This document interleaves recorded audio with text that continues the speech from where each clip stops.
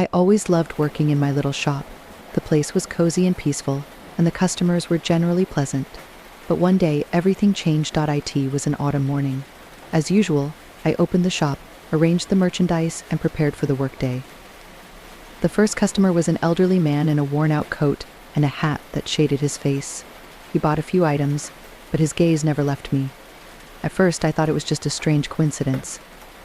But when he came back the next day at the same time, with the same piercing look, I began to feel uncomfortable. The man started appearing every day, always at the same time, always with the same expression. He wasn't just looking, he was watching intently. His presence became so intrusive that I would nervously glance around whenever I heard the shop's doorbell. I tried to ignore him, but it was impossible.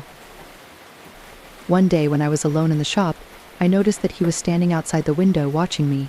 I decided to call security. They came, but they found no one. The next day the man came again. This time he said that he really appreciates my goods and that he had a gift for me.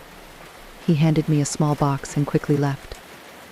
Inside the box was an old-fashioned key, and a note: "This key will open a door you have not yet found." I was shocked and frightened. I showed the note to my boss, and he advised me to contact the police. The police began an investigation, but soon everything quieted down. Despite this, I continued to feel in danger. I took precautions and strengthened the security system in the shop. The man stopped appearing, but I often glanced out the window, fearing to see him again. I still don't know what the key meant and what might have happened if I had used it. Story 2: The Sinister Neighbor. When I moved to a new neighborhood, everything seemed perfect. Our house was cozy, and the neighbors were friendly. But soon, I noticed that one of the neighbors, Victor, was taking an unusual interest in us. Initially, Victor seemed friendly. He often dropped by, offered help, and even brought us homemade baked goods. I was pleased with such attention and thought of him as a kind person.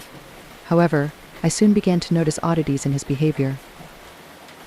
He started coming over more frequently, always with small gifts, books, flowers, even antique toys. This began to unsettle me. One day, when I opened the door, Victor was standing with a strange package in his hands.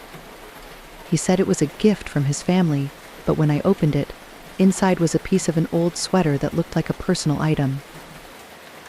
His behavior became increasingly intrusive. He started appearing at our house at different times of the day, sitting in his car, and watching us. I spoke to my husband, who advised me to talk to Victor directly. I tried, but Victor just smiled and said he only wanted to take care of us. We decided to call the police, but they had insufficient grounds to act. We began considering how to escape this nightmare. Our attempts to avoid Victor were unsuccessful. He continued to monitor us. In the end, we decided to move. We found a new house in another neighborhood and were relieved to leave it all behind. As we said goodbye, Victor only waved to us, but his gaze was full of sadness and perhaps anger. Even after moving, I still feel his presence and fear that his obsession might haunt us again.